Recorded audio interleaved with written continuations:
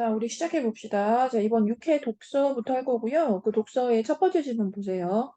지금 첫 번째 지문 과학 지문인데 지금 잘 기억이 안 나는 친구들은 지금 본문 다시 한번 읽어보세요. 본문 읽지 않습니다. 선택지만 같이 연결할 거예요. 자, 16번에 그 윗글의 내용과 일치하지 않은 것은 이었어. 일단 1번, 식물의 종류에 따라 기공의 크기가 다르다. 자, 이거 어때? 자, 드러나 있었어. 그치? 자, 찾아볼까요? 5문단으로 갑시다. 자, 우리 문단 체크는 좀 해놓고 갈게요. 1문단,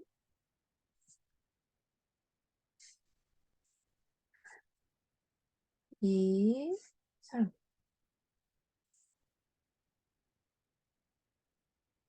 4문단,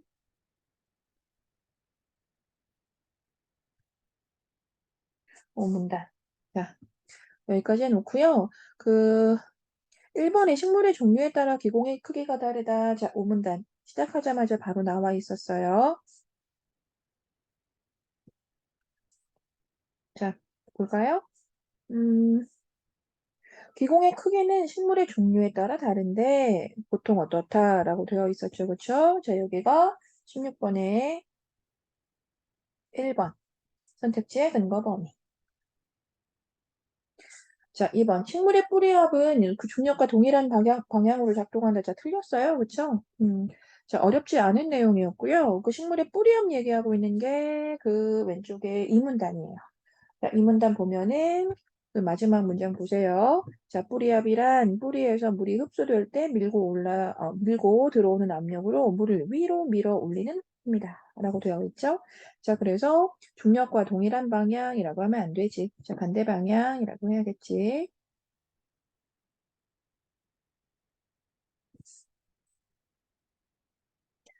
자, 남은 선택지 안 보고요. 17번 갈게요. 17번에 그 A와 보기를 같이 연결해서 지금 문제를 풀게 했어. 자, 읽어볼게요. 이제 삼투현상이라고 했습니다. 우리 지문 속에는 삼투현상이란 말은 없었어요. 그쵸? 자, 한번 읽어봅시다. 삼투현상이란 용액의 농도가 낮은 곳. 농도가 낮은 곳. 자, 이런 설명은 우리 보기 속에 있었어. 그치? 농도가 낮은 곳에서 높은 곳으로 선택적 투과성막을 통해서 물이 이동하는 거다. 자, 농도가 낮은 곳에서 높은 곳으로 간다. 자, 사실 그 A에 나타나 있던 게 이제 뿌리압에 대한 설명인데 그 뿌리압을 이야기하는 것도 자, 이렇게 농도 차이가 중요했었죠. 그쵸? 자, 아무튼 그래서 이제 낮은 곳에서 높은 곳으로 이동하는 것을 삼투압이라고 한다. 자, 이 힘은 용액의 농도에 따라서 이제 비례하다라고 되어 있고요. 예를 들어서 이제 배추를 소금물에 담그게 되면 소금 입자는 이동 안 하고 그 배추에 있는 물이 소금물 쪽으로 이동한다. 자, 이랬어. 그럼 배추에 있는 물, 자, 이것이 좀 농도가 낮은 물, 소금물 쪽이라고 하면 자, 이것이 좀 농도가 높은 쪽이라고 해야겠네. 그치? 이렇게 배추에 있는 물이 소금물 쪽으로 이동하는 거. 농도가 낮은 곳에서 그 높은 곳으로 이동하는 거. 자, 이게 삼투현상이랍니다. 자, 그럼 1번 뿌리털을 둘러싼 세포막은 이 선택적 투과성 막 역할을 한다. 자, 이 뿌리털을 둘러싼 세포막은 이라고 했는데 자, 이 문단에 그냥 그대로 사실 나와 있던 말이었어요. 그쵸? 자, 이 문단에 뿌리털을 둘러싼 세포막을 경계로 해서 안쪽은 뭐 농도가 어떻고 또 바깥쪽은 어떻다라고 되어 있었거든요. 자, 그래서 자, 이 뿌리털을 둘러싼 이 세포막을 우리는 선택적 투과성 막 역할이다라고 해주는 거 괜찮고 자, 소금물에 소금을 더 추가하면 배추에서 빠져나오는 물이 이동하는 힘이 더 커진다. 자, 만약에 소금을 더 추가하면 당연히 농도가 더 높아지잖아요. 자, 그렇다면 배추에서 빠져나오는 물은 더 이동을 더 많이 하게 되겠죠. 그 힘이 더 커진다라고 해야겠죠. 자, 그 다음 선택적 투과성막을 흙 속의 물 분자는 통과할 수 있는데 소금 입자는 통과할 수 없다. 자, 그렇죠. 흙 속의 물 분자가 통과할 수 있다라는 말 그대로 선택지에 있었는데 찾으러 가진 않을게요. 자, 그리고 이 보기하고 연결해 보면 보기 속에 소금 입자는 통과할 수 없다라고 했잖아. 자, 사실 1, 2, 3번은 좀 그렇게 어렵진 않았습니다. 자, 4번. 근데 사실 4번도 그래요. 흙 속의 물과 배추의 물이 이동을 하면 자, 흙 속에 물 이동하는 거 맞나요? 네. 배추에 물 이동하는 거 맞나요? 네. 그럼 그렇게 이동을 하면 뿌리털 안의 용액 그리고 소금물의 농도가 더 높아진다. 이걸 어떻게 높아진다 그래? 자, 농도가 낮은 곳에서 농도가 높은 곳으로 올라가. 그치? 이동해. 자, 그렇다면 그 이동이 된 곳, 이동된 곳은 당연히 농도가 더 낮아진다고 해야겠지. 자, 아시겠죠? 어디에서 어디로 이동하는지 알고 그 농도가 낮은 곳에서 높은 곳으로 이동을 하는 거라면 당연히 소금물의 농도, 그것이 이제 이동된 곳이기 때문에 농도는 낮아진다라고 해야겠지. 자, 넘어갈게요. 자, 18번. 자, 기억과 니은에 대한 설명. 자, 기억은 왼쪽에서 찾아보면 모세관이었고요. 그리고 니은은 연결해 보면 자, 이게 증산작용. 자, 증산이었습니다. 자, 봅시다. 찾아볼게요. 이것도. 자, 1번 맞는 말이잖아. 그치? 자, 그러면 기억은, 즉 모세관은 관의 지름에 따라 물이 올라가는 높이가 달라져. 그치? 자, 어디로 올 거야? 산문단으로 올 거야. 산문단. 자, 산문단의 이 부분이겠네요. 자, 관이 가늘어질수록 물이 올라가는 높이가 높아진다. 자, 보이시죠? 관이 가늘면 물이 더 많이, 더 높이 올라간대요. 자, 그 다음, 니은이 일어나면, 그 증산작용이 일어나면 물이 식물체 내에서 빠져나와 주변의 온도를 낮춘다. 자, 그것도 맞는 말이잖아. 자, 사문단으로 올까요? 그 사문단에 이 부분. 나무의 잎은 물을 수증기 상태로 공기 중으로 내보내. 자, 이때 물이 주위의 열을 다 흡수해. 자, 그래서 더 주위가 시원해진답니다. 자, 여기가 18번에 2번. 선택지 근거범. 자, 그 다음 3번에 기억에 의해서는 물의 상태가 바뀌지 않고 니은에 의해서 물의 상태가 바뀐다라고 했는데 이 상태가 바뀌다라는 거에 대해서만 좀 생각해 보면 될 것 같아. 일단 기억은 모세관의 힘이라고 하는 것은 위로 올라가는 거야. 그치? 위로 올라가는 걸 말해. 그럼 물이 이렇게 위로 올라간다라고 하는 건 그 물이 흐르는 방향과 관련된 거잖아. 우린 이 방향이 바뀌는 것, 아래에서 위로 올라가는 이 흐르는 방향에 대한 이야기를 상태다라고 할 수는 없지. 그러니까 상태가 바뀌지 않아. 괜찮아. 자, 그런데 니은에 의해서는 물의 상태가 바뀐다라고 해야겠지. 왜? 수증기가 되니까. 자, 자, 수증기가 되는 것이기 때문에, 자, 이건 상태 변화라고 해줄 수 있겠다. 그치? 자, 자, 기억은 물을 위로 밀어 올리는 힘. 그렇죠? 계속하는 말이었습니다. 자, 물을 위로 밀어 올리는 힘. 그리고 니은으로 물을 위에서 잡아당기는 힘이 생긴다라고 했는데, 자, 이것도, 뭐 맞는 말이지만, 뭐 찾아보면, 바로 왼쪽에 나와 있네요. 여기네요. 잎의 세포에서는 물이 공기 중으로 증발하면서 아래쪽에 물 분자를 끌어올리는 현상이 나타난다. 자, 이렇게. 그래서 니은 때문에 이 물을 위에서 잡아당기는 힘이 생긴다. 자, 위에서 아래쪽을 끌어올리는 현상이 일어난다. 자, 답은 그래서 어쨌든 5번에 틀린 부분 어디예요? 자, 기억에 의해 식물이 물을 밀어 올리는 힘이 생겨요. 그쵸? 그럼 그것보다 니은에 의해 식물이 물을 끌어올리는 게 더 작다. 이렇게 되어 있는데, 자, 이 마지막에 그 마지막 내용을 좀 읽어보면은, 마지막까지 잘 봐야지. 자, 증산작용에 의한 그 힘은 그 잡아당기는 힘인데 그렇게 식물이 물을 끌어올리는 요인 중에 가장 큰 힘이다라고 했거든. 자, 그래서 가장 작은 힘이다라고 해줄 수는 없지. 아시겠죠? 가장 큰 힘입니다. 자, 넘어갈게요. 그 다음 질문 볼게요. 자, 그 다음 질문은 질문을 공부한다기보다 좀 담고 있는 내용이 많아요. 그쵸? 그래서 좀 후루룩 읽어볼까 하거든요. 문단 체크 좀 하면서 후루룩 읽어보자. 자, 현대산업사회에서는 주로 대량 생산이 이루어져서 그 과정에서 결함이 막 발생한대. 자, 대량 생산 때문에 그래. 결함이 막 발생을 한답니다. 자, 그것 때문에 어때? 소비자의 피해도 생겨난대요. 음. 그래서 이런 경우 피해를 입은 소비자가 구제를 받기 위해서는 제조물의 제조 과정에서 그들의 과실 또 그 과실에 따른 결함으로 피해가 발생했다 이런 걸 전부 다 어때야 돼? 소비자가 다 입증을 해야 돼. 그래서 그건 되게 어려워요. 그래서 이에 소비자가 쉽게 피해 구제를 받을 수 있도록 하기 위해서 이 제조물 책임법이 지금 정해져 있습니다. 자, 그래서 1문단 지금 간단하게 봤는데요. 그 뭐가 있다는 얘기야? 지금 소비자가 피해를 입으면 그 피해를 구제할 수 있는 뭐가 있다? 법이 있답니다. 자, 그렇게 해서 이제 키워드가 나왔네요. 핵심어가 나왔죠. 이게 제조물 책임법이야. 자, 그럼 이제 이것은 제조업자에게 고의나 과실이 없더라도 그 제조물이 좀 결함이 있으면 그래서 그것 때문에 그 사람들이 뭐 생명이나 신체나 재산에 손해를 입게 되면은 그렇게 제조업자가 손해배상 책임을 지도록 하는 그 법률이고요. 이 법이 적용되는 그 제조물 그리고 제조업자의 이제 범위를 한번 살펴보겠대요.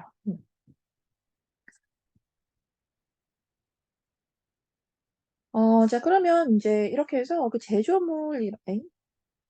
이 제조물이라고 하는 거는 먼저 공산품, 가공식품 같은 그런 가공 물품인데요. 그 일상생활에서 사용하고 있는 거의 모든 거다라고 이해하면 돼요. 그리고 이 중고품, 폐기물, 부품의 뭐 원재료, 자, 이런 것도 다 되고요. 자, 그러나라고 해서 이제 중요한 문장 나왔습니다. 자, 그러나 이 미가공 농수 축산물 같은 경우에는 제조물 범위에서 제외된대요. 음. 그럼 설명을 좀 해줬는데, 자, 이렇게 만약에 그들이 제조한 것까지 전부 다 제조물이라고 하게 되면 그 농업인 등이 쉽게 소송의 대상이 되기 때문에 좀 문제가 생길 수 있겠죠. 자, 그래서 이 농업인들이 쉽게 이렇게 소송의 대상이 될 수도 있고, 또 막 연대 책임 조항에 의해서 뭐 여러 가지 과실을 또 따져야 하는 자, 그런 우려가 좀 생긴답니다. 자, 그리고 이 손해배상의 책임 주체인 제조업자. 자, 이번에는 제조업자에 대한 설명이네. 자, 지금까지 제조물이었다면 제조업자입니다. 자, 제조업자에는 부품이나 뭐 완성품의 제조업자도 있고요. 일단 그 부품을 만든 사람, 그 완성품을 만든 그 제조업자도 있고요. 그리고 그걸 수입한 사람도 있고요. 그리고 그 자기를 제조자라고 표시했다면 그들이 모두 포함이 됩니다. 그리고 제조업자를 만약에 몰라. 자, 그러면 공급업자가 여기에 해당이 된대요. 자, 이렇게 해서 지금 이 문단 봤어요. 여기가 이 문단이었고, 그 이 문단을 통해서 뭐 내용은 꽤 많았습니다만, 우리가 전달받은 거 뭐냐라고 하면, 책임 대상. 그 책임 대상의 좀 범위를 얘기했다. 그치? 자, 제조물, 그리고 제조업자. 자, 이렇게 나누어서, 자, 그들이 누구라고 해줘야 하는지에 대해서 그 범위를 얘기했어요. 자, 그 다음. 자, 3문단. 제조물 책임 같은 경우에는 제조물의 결함이 존재하는가의 여부에 의해서, 그러니까 일단은 그 제조물 책임은 뭐에 의해서? 결함이 있는가의 그 여부. 자, 그게 결국 제조물 책임을 결정하는 데 중요한 역할을 한대요. 그래서 그럼 결함이라는 걸 무엇으로 봐야 하는가? 즉, 결함의 유형입니다. 음. 자, 그래서 이 결함의 유형에는 제조상의 결함도 있고, 설계상의 결함도 있고, 또 표시상의 결함도 있다. 자, 이렇게 얘기했네요. 음. 어, 읽을까요? 자, 제조상의 결함이라고 하는 건 먼저 그들이 이제 열심히 이제 주의 의무를 다 해서 이제 만들어냈지만 그들의 의도와는 좀 다르게 만들어진 거. 자, 그래서 이제 안전하지 못하게 된 거죠. 그다음에 이 설계상의 결함이라고 하는 거는 제조업자가 합리적으로 설계했다면 이걸 피할 수 있었을 텐데, 즉 그들이 안전하지 못하게 설계했기 때문입니다. 자, 마지막 표시상의 결함이라고 하는 건 지시나 경고가 반드시 들어가 줬어야 한다는 거죠. 지시나 경고가 있었다면 뭐 위험하지 않았을 그러한 상황이라면 그걸 꼭 지시 경고의 어떤 표시를 해주어야 한다라는 얘기였어요. 자, 이렇게 해서 결함의 유형이 세 가지로 지시가 됐어. 1번, 2번, 3번. 이렇게 해서 3문단 정리하면 그냥 그대로 이 결함의 유형에 대한 것이다. 제조물의 결함이란 이와 같은 세 가지 유형을 가지고 있다. 이거죠. 자, 거의 다 왔어요. 4분단.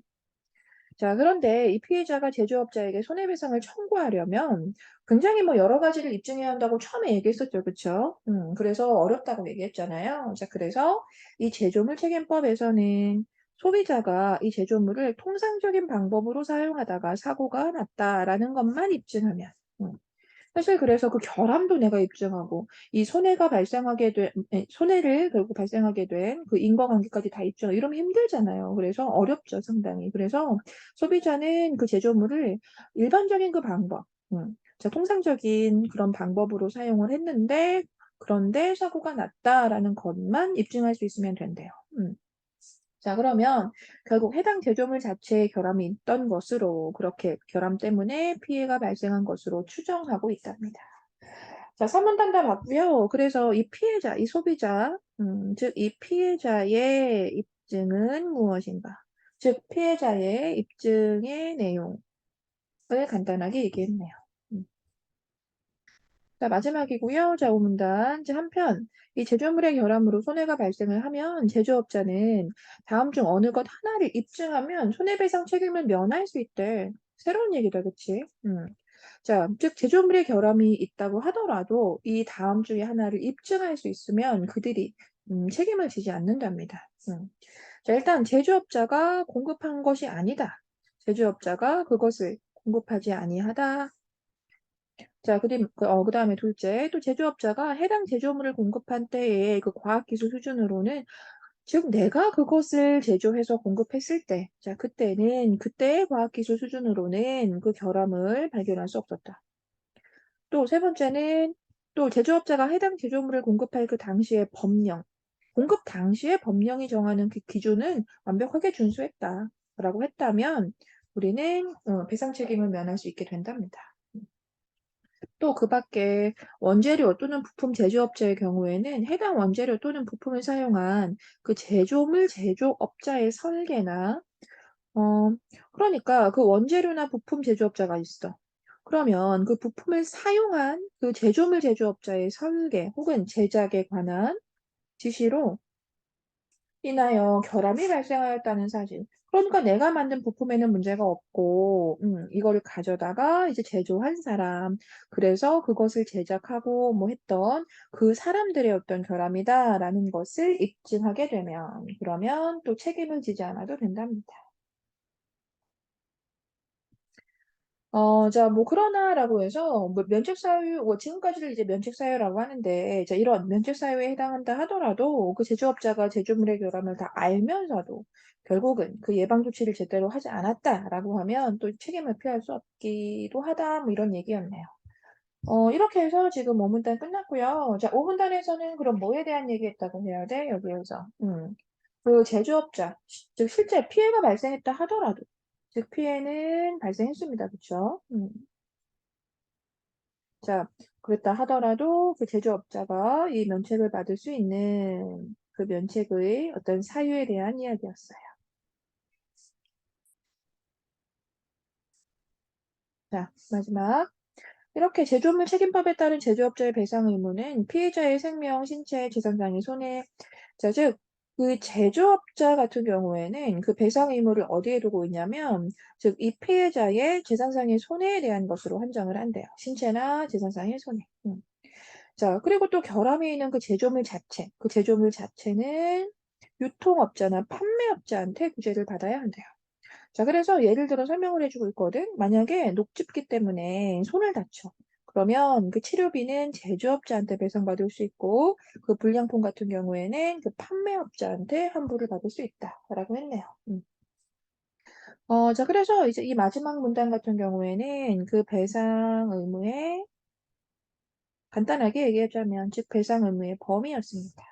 자, 그 유통업자나 판매업자가 해줘야 하는 그런 배상, 그리고 또 제조업자가 해줘야 하는 이런 배상. 자, 이렇게 나누어서 배상 의무의 범위에 대한 이야기를 했어.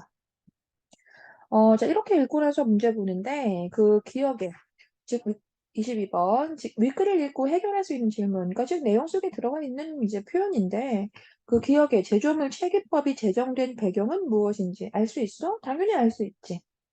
1문단이 전체적으로 다 그랬잖아. 다시 찾으러 읽으러 뭐 다시 찾아 뭐 읽어보지 않더라도요.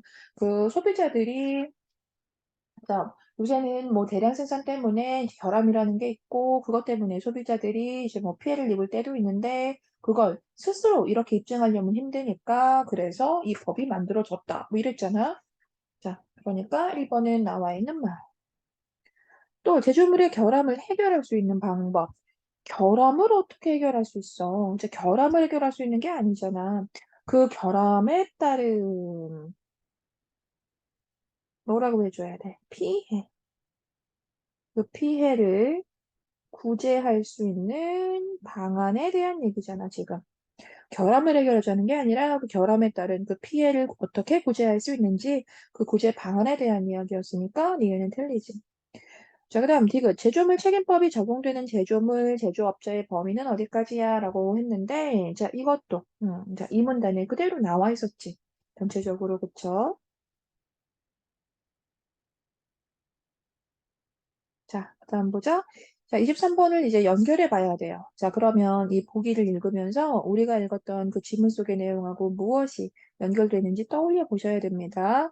자, A는 안심 버튼이 있어서 사용 중 넘어져도 뜨거운 물이 쏟아지지 않는다는 광고를 봤어. 자, 그래서 전기 주전자를 C마트에서 샀대.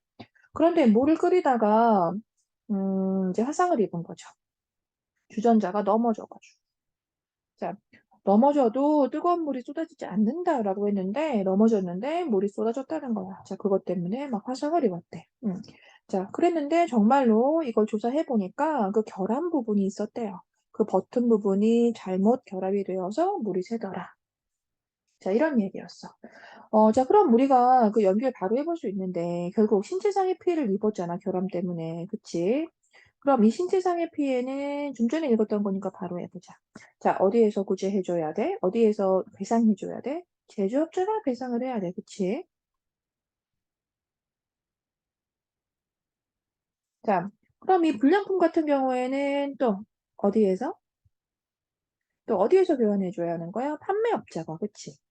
자, 판매업자가 뭐 환불이나 교환을 해줘야 돼. 자, 판매업자가 배상을 해줘야 해. 그치?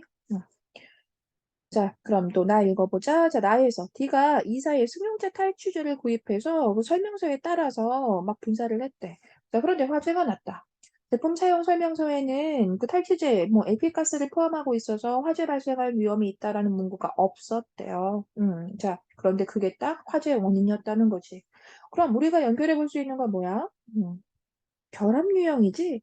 그 제조물의 결함은 우리가 유형별로 나누어 볼 수 있잖아. 그 유형에 뭐가 있었는데 표시하자, 즉 표시상 결함이라는 게 있잖아.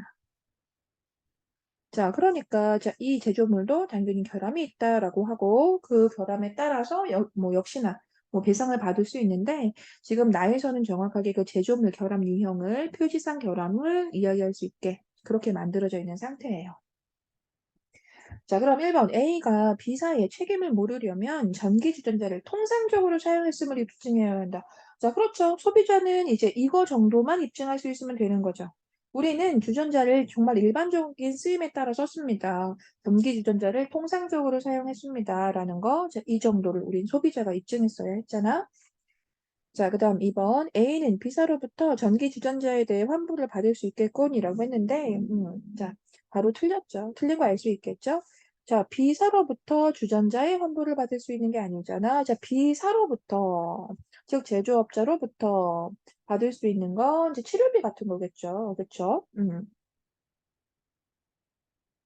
자, 치료비 받을 수 있고요.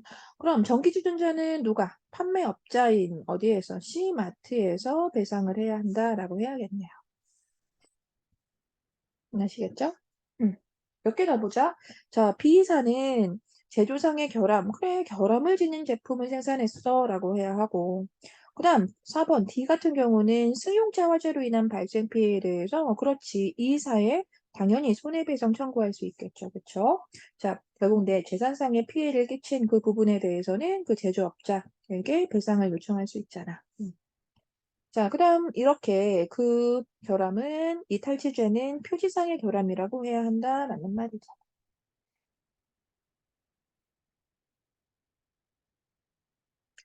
자, 그 다음 24번. 자, 가와 보기의 나를 비교해라 라고 해서 또 새로운 말이 들어갔어. 자, 또 읽어봐야겠지? 리콜 제도는 이라고 시작했네요. 자, 리콜 제도는 소비자의 생명, 신체 및 재산상의 위해를 끼치거나 끼칠 우려가 있는 제품의 결함이 발견되면, 음, 즉, 소비자들에게 좀 위험하다라고 할 수 있는 이제 그런 어떤 결함이 발견이 된대요. 자, 소비자에게 위해를 끼치거나 그럴 우려가 있는 제품 결함이 발견이 되면 제조업자 스스로 제품의 결합 내용을 다 알려야 하고, 그렇게 해서 제품 전체를 다 수거해서 파기하거나, 뭐, 수리하거나, 뭐, 이런, 뭐, 적정한 조치를 취함으로써 결국 이 결함 제품으로 인한 위험 확산을 방지하려고 하는, 자, 그러한 제도래요. 자, 그래서 리콜 제도는 좀 방향이 다릅니다. 그쵸? 이렇게 소비자 입장에서 보면 결국 피해 확산을 방지하게 되어서 좀 안전한 소비 생활을 영위할 수 있도록 하게 된다라고 했지. 그러니까 좀 전에 읽었던 이 지문 속의 내용은 이렇게 소비자가 만약에 위험에 치면, 즉 결함 때문에 이제 피해를 입으면 이제 그것에 대해서 이제 배상을 책임지는 그러한 법적인 내용이었다면, 리콜 제도 같은 경우에는 애초에 뭘 할 수 있어? 위험을 방지할 수 있잖아. 그치? 음. 자, 그렇게 해서 일단 이 소비자 입장에서는 결국 좀 더 안전하게 이제 그렇게 그 제품을 사용할 수 있게 되는 것이고, 그리고 또 기업의 입장에서 보자면 결국 이렇게 뭐 무분별하게 발생할 수도 있었던 그러한 피해를 좀 사전에 예방하는 것이기 때문에 결국 소비자 피해에 대한 손해배상도 당연히 그 부담에서 좀 이제 벗어날 수도 있겠죠. 자, 그럼 이렇게 연결해 보는 내용인데, 그 1번에 가가 사후 피해 구제에 중점을 두고 있다면, 사후 피해 구제, 즉 일이 벌어진 이후 그 피해가 생기는 것을 구제하는 것에 중점을 두고 있다면, 맞는 말, 그치? 자, 그럼 나는 결함 제품에 의한 피해 확산 방지에 중점을 두고 있다. 어때? 맞는 말이지. 자, 2번 가는 결함 제품으로 인한 소비자 피해 사실에 대해 스스로 책임을 진다. 즉, 결함 제품으로 인해 소비자가 피해를 받으면 그것에 책임을 지는 거다. 어때? 맞지? 그럼 나는 결함 제품에 대해서 책임을 지는 거다. 어때? 맞는 말이지. 즉, 이 결함이 어떤 재산상의 위해를 끼쳤거나 뭐 아니면 끼칠 우려가 있는 제품의 결함을 발견하면 이제 그거에 대해서 책임을 지는 거니까. 그래서 결함 제품에 대해서 책임을 지는 거다라고 해도 뭐 당연히 괜찮죠. 자, 그다음 가와 다르게 이 나에서는 제품 결함이 발견이 되면 소비자에게 내용을 알리는 거다. 그렇죠. 이걸 우리는 가와 다르게라고 해줘야지. 자, 가와 다르게 나에서는 그걸 알린다. 소비자들에게 그걸 다 알리는 것이다라고 했잖아. 그치? 너무 중요한 말이었습니다. 소비자들에게 알린다. 자, 4번. 나와 다르게 가는 소비자의 요청이 있어야만 이행이 된다. 그렇죠. 이것도 역시나 나와 다르게라고 해야 돼요. 그쵸? 자, 일단 가에서 소비자의 요청이 있어야 이행되는 거 맞죠? 그쵸? 피해가 일어났을 때 이제 그것에 대해서 이제 구제를 하는 거니까, 구제를 받는 거기 때문에 소비자의 요청이 있을 때 이행되는 거죠. 그런데 나에서는 그거와 다르게라고 해야 하는 이유가 뭐 때문이야? 음, 여기. 즉, 제조업자 스스로. 음. 그러니까 즉 스스로 계속 결함이 있는지 그 내부적으로 계속 그것에 대한 조사를 하는 거야. 자, 그랬을 때 이미 이렇게 시중에 다 이제 뭐 유통이 된 그 이후라 하더라도 결함이 발견이 되면 제조업자가 스스로 그것에 대해서 이제 소비자들에게 알리고 다시 수거해서 그것을 이제 조치를 이제 하게 되는 거란 말이지. 자, 그래서 나와 다르게 가에서는 소비자의 요청이 있어야만 이행이 된다라고 해야 됩니다. 자, 그렇게 해서 가와 나는 모두 제조물의 결함으로 인한 발생을 필수 조건으로 한다. 이러면 안 된다는 얘기야. 리콜하고는 이제 관련이 없습니다. 즉, 가에서는 제조물의 결함 때문에 이제 소비자가 이렇게 손해를 입으면 어떻게 구제를 할 것인가에 대한 얘기 맞잖아. 자, 그런데 리콜 제도 같은 경우에는 손해 발생을 필수 조건으로 하는 게 아니지. 자, 우려가 있는 제품이라고도 했잖아. 즉, 손해를 충분히 우려 가능하다면. 자, 그렇다면 그것에 대해서 다 가지고 와서 이제 책임을 지는 제도지. 아시겠죠? 자, 마지막입니다. 자, 25번. 자, A와 B에 대한 예로 틀린 거. 자, A. 뭐, 지문 다시 가지 않더라도요. 자, A가 제조물이었고요. 그리고 B. 자, B가 제조업자. 자, A와 B에 대한 예로 틀린 거. 자, 화장품 건전지와 다르게 고등어는 A에 포함되지 않는다. 어때? 이게 맞는 말이지, 그치, 얘들아? 우리 그 지문에서 참 중요했던 거예요. 그쵸? 우리 이 제조물과 관련해서 그 이문단에서 뭐 애초에 색깔 다르게 체크했었는데 그 제조물이라고 할 때는 이렇게 미가공 농수축산물 같은 경우에 자, 미가공 농수축산물 등은 제조물의 범위에서 제외된다. 농업인들은 소송의 대상이 되면 좀 복잡해집니다. 그쵸? 자, 그래서 이 고등어는 A에 포함되지 않습니다. 그 다음, 중고자동차는 A에 포함이 되고, 자, 중고품 같은 경우에도 제조물의 범위에 들어가는 거 맞죠? 그쵸? 또 이것을 수입하는 사람, 그쵸? 만든 사람뿐 아니라 수입하는 사람도 제조업자에 해당한다라고 했고요. 그 다음, 복숭아 통조림은 A에 포함된다. 어때? 자, 가공품은 A에 포함되는 거 맞죠? 이것을 제조한 자, 그럼 이것을 제조한 자와 가공업자겠죠? 그쵸? 이렇게 가공업자하고 또 복숭아를 생산한 자 모두 B에 해당한다. 자, 제조한 자는 제조업자에 들어가는 거 맞습니다. 자, 그런데 복숭아를 생산한 자는 또 역시나 농수축산물, 농업인, 들은 여기에서 좀 제외하기로 했잖아요. 그쵸? 그래서 이 복숭아를 생산한 자를 B에다가 포함을 시키면 안 되겠지.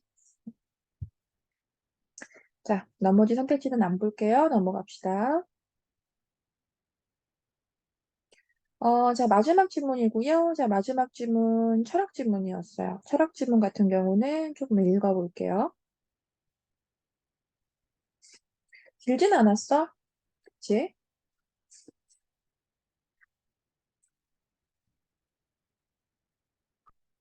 자, 보자. 중국 역사에서 전국 시대는 전쟁으로 점철된 시대였다. 음, 무슨 말을 하려고 그렇게 시작할까? 자, 전국 시대는 전쟁으로 점철된 시대였다. 여러 사상가들이 혼란한 영국을 수습하고 백성들을 고통에서 벗어나기 위한 대안을 마련했다. 그래서 여러 사상가들이 이제 그 혼란한 그 정치에 또 백성들의 고통에서 무언가 대안이 필요하다고 생각을 했나 봐요. 그래서 사상가들이 이제 대안을 마련했는데 그 과정에서 그들을 뒷받침할 어떤 이론으로 인성론이 대두가 되었답니다. 자, 그래서 이제 인성론에 대한 설명을 해줍니다. 자, 인성론은 먼저 인간의 본성이 선하다라고 하는 성선설이 있고요. 또 아니야, 악해라고 하는 성악설이 있고 또 애초에 선과 악이라는 구분하고는 전혀 무관하다라고 하는 성무선악설로 분류가 된답니다. 그러면서 이 맹자, 순자를 비롯한 여러 사상가들은 이렇게 인간 본성에 대한 이론적 탐구에서도 나아가서 사회적인 정치적 관점으로까지 인성론을 구성, 변형해 왔대요. 우리 일문단 같은 경우를 뭐라고 하냐면 이렇게 인성론의 등장, 배경이라고 해요. 그리고 또 이제 사상가들도 나왔고요. 그 사상가들의 그 이론, 그 이론의 종류 또한 표현이 됐습니다. 자, 그쵸? 성선설이 있고 성악설, 성무선악설 등이 있었다. 자, 이 문단 맹자의 성선설. 자, 맹자의 성선설로 시작을 하네. 자, 이것이 국가 공권력에 저항하기 위해 호족들, 지주들이 선한 본성을 갖춘 자신들을 간섭하지 말라는. 그러니까 즉, 이 성선설 같은 경우에는 선한 본성을 갖춘 그 백성들을 좀 간섭하면 안 된다라고 하는 그 이념적인 논거로 사용이 됐대요. 자, 그런데 이 순자나 법가의 성악설 같은 경우에는 그 나라의 공권력을 정당화할 때 그 논거로 사용이 됐다고 합니다.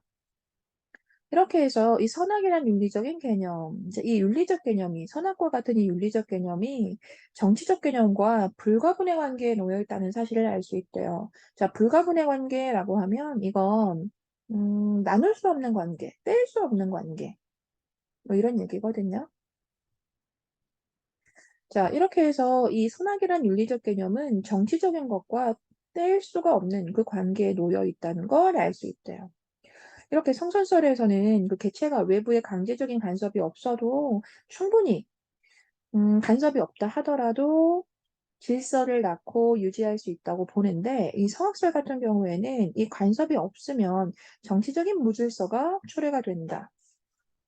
라고 했습니다. 자, 그래서 이 문단에서는 결국 성선이든 뭐 성악이든 무엇과 정치적인 이 개념과 뗄래야 뗄 수 없는 것이다 라는 얘기를 해준 거예요. 즉, 정치적 개념과의 관련성, 어떻다? 불가분의 관계.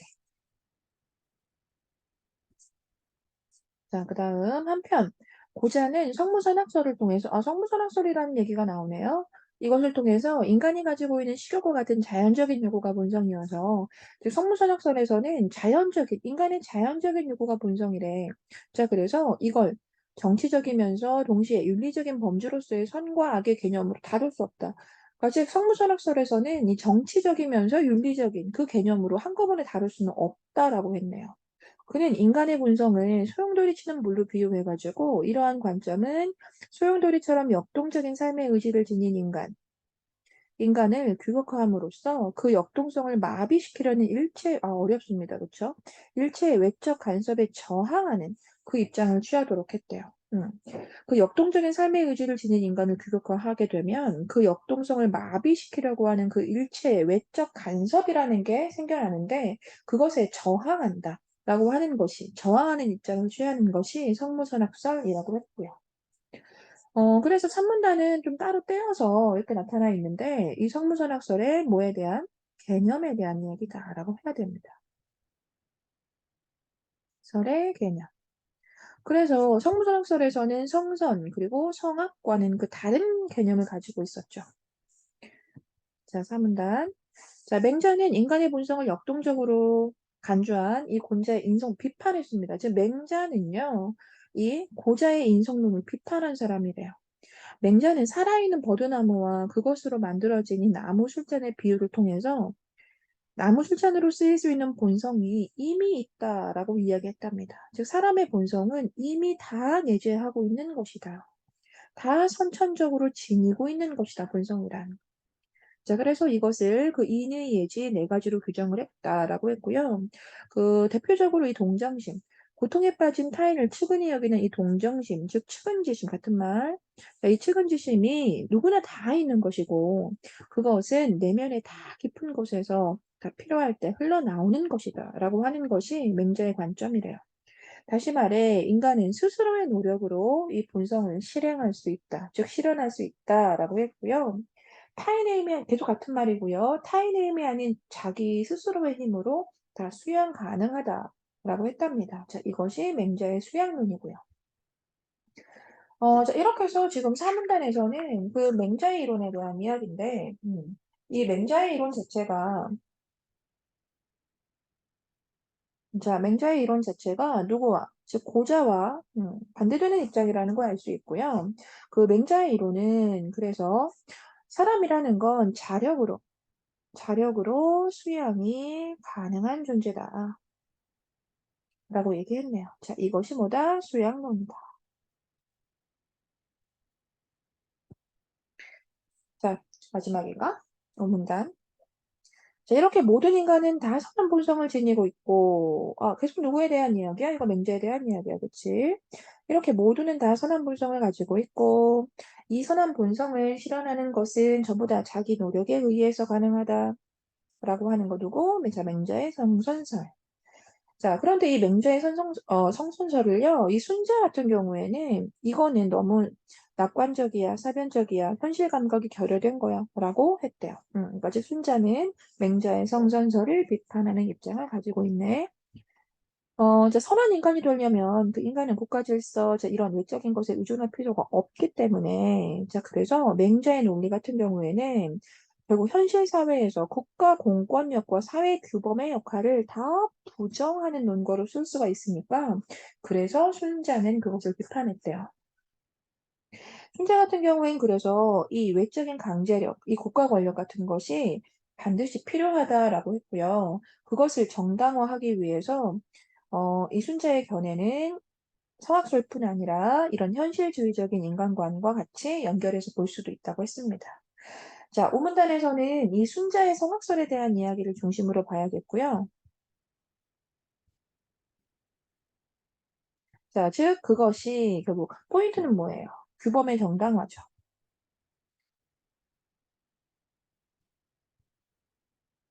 즉 국가 권력 같은 그런 규범을 정당화하기 위해서 이 순자의 성악설을 이야기했다라고 했어. 자, 더 있었네. 마지막 육문단. 자, 순자는 인간의 욕망은 무한해요. 그런데 그것을 충족시킬 재화가 너무나 한정적이에요. 자, 그래서 이것 때문에 국가에 의해 예가 만들어졌다라고 하는 입장을 내세웠고요. 만약에 외적인 공권력이나 사회 규범이 없다라고 하면 사회는 전쟁 상태에 빠진대요. 그렇게 무질서한 상태로 전락하게 된답니다. 자, 이렇게 해서 지금 육문단 다 봤고요. 이순자는 이렇게 외적인 공권력 그리고 사회 규범 그런 것들이 반드시 필요하다라는 입장을 얘기하고 있는 것 아시겠죠? 자, 즉 순자의 비판의 내용, 비판 내용이 나왔고요. 왜 그것을 비판하는지에 대한 그 근거까지도 제시를 했어. 자, 위글에 대한 설명으로 적절한 것, 인성에 대한 세 견해.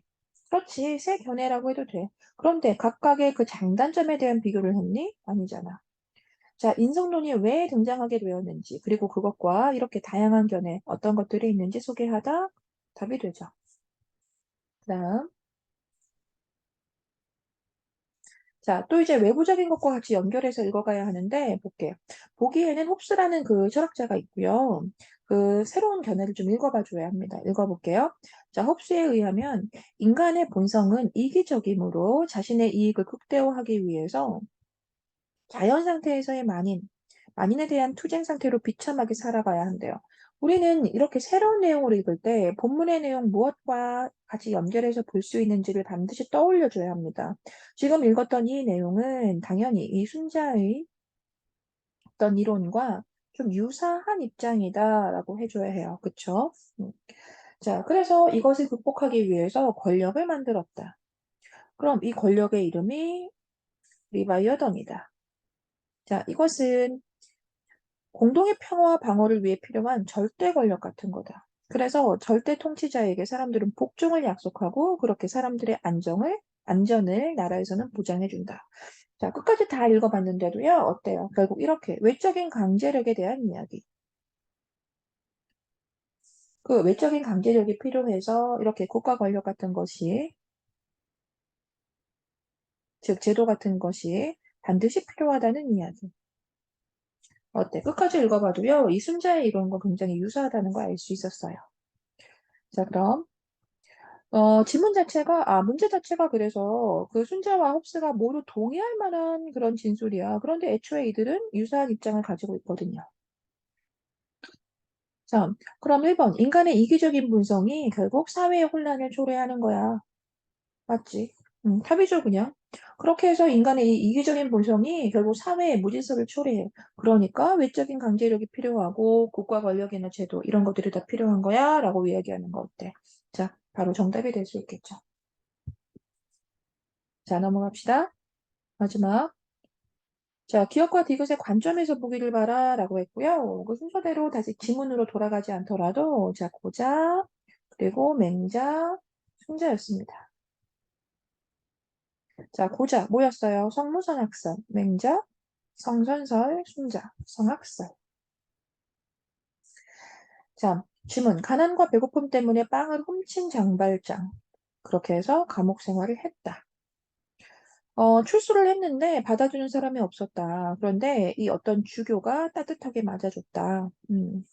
자, 그런데도 이제 무언가를 다시 훔치다가 또 붙잡히게 되었고, 이 주교가 그의 마음을 좀 이해해 주었습니다. 사랑을 베풀어 주기도 했죠. 자, 그래서 감동받은 장발장이 선행을 베풀며 살아가게 되었답니다. 사실 이 내용의 이 결론만 보자면 이 결론은 무엇과 연결지어 볼 수 있니? 이거 맹자의 성선설하고 연결지어 볼 수 있는 내용이에요. 그쵸? 자, 보자 그럼. 기억. 그런데 이 각각을 다 연결해서 지금 풀어냈거든요. 자, 기억. 성모선언설이고요. 보자. 장발장의 배가 고파 빵을 먹고 싶은 것은 인간의 자연스러운 욕구에서 비롯된 거라고 할 수 있는 거 맞는데요. 우린 이런 걸 본문과 같이 연결할 수 있어야 돼요.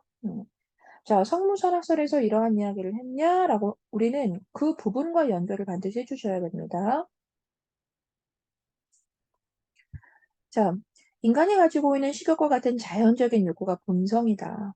자, 보이시죠? 그래서 그 어떤 자연적인 욕구를 본성이라고 이야기하는 것, 자, 이거 고자의 인성론 맞죠?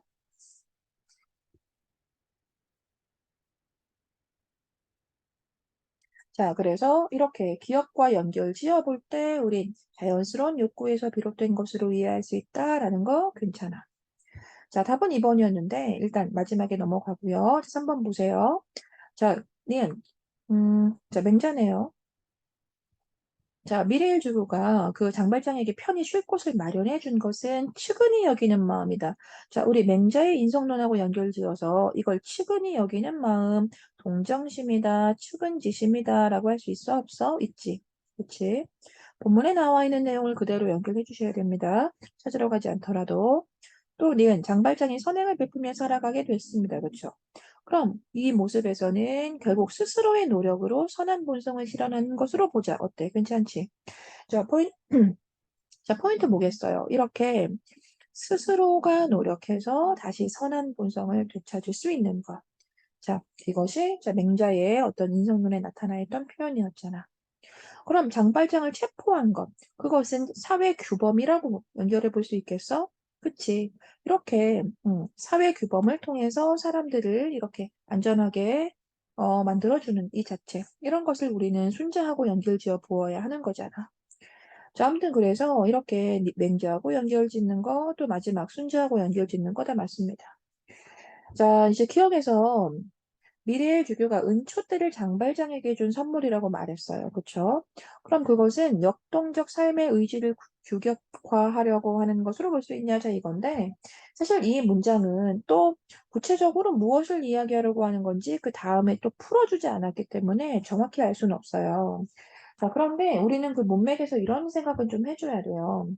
그 문단으로 한번 와보세요. 아까도 또 여러 번 얘기했던 건데, 그 산문단에서 보세요. 그 역동적인 삶의 의지를 지닌 인간을 규격화하게 되면 그 역동성을 마비시키려는 일체의 외적 간섭이라는 게 생겨서 그것에 저항하는 것, 그것에 저항하는 그러한 입장을 취하는 것, 그게 성모선학설이다. 자, 이렇게 얘기했거든. 음. 그러면 여기에서 이걸 규격화한다고 하는 게 무엇인지 정확히 우리는 알 수 없지만 그것을 규격화한다고 했을 때는 그것 때문에 무엇이 외적 간섭이 생기고 그럼 어떤 역동성을 마비시키는 그런 외적 간섭에 대하여 저항하려고 하는 입장. 그게 성모선악설이다. 자, 이렇게 얘기했거든. 음. 그럼 적어도 이 미리엘 주교가 은초대를 장발장에게 준 선물, 자, 이 자체를 규격화하려는 행위로 본다면 그 이후에 나타나 있는 그런 어떤 장발장의 행동이나 이런 것에서 그 자신의 역동성을 마비시키려고 하는 외적 간섭을 느껴서 그것에 저항하는 것으로 연결이 돼야 우리는 적어도 이 장발장에게 준 은초대를 역동적 삶의 의지를 규격화하려는 것으로 연결지어야 하는 거 아닐까? 이해됐나요? 조금 어려웠을 수 있거든요. 다시 한번 들어보세요. 아시겠죠? 자, 이렇게 역동적 삶의 의지를 규격화하려는 행위로 볼 수 없는 것에 대한 근거는 그 이후의 맥락에 있었습니다. 아시겠죠? 자, 독수는 여기까지 하고요. 자, 문학으로 가서 열심히 공부합시다 또.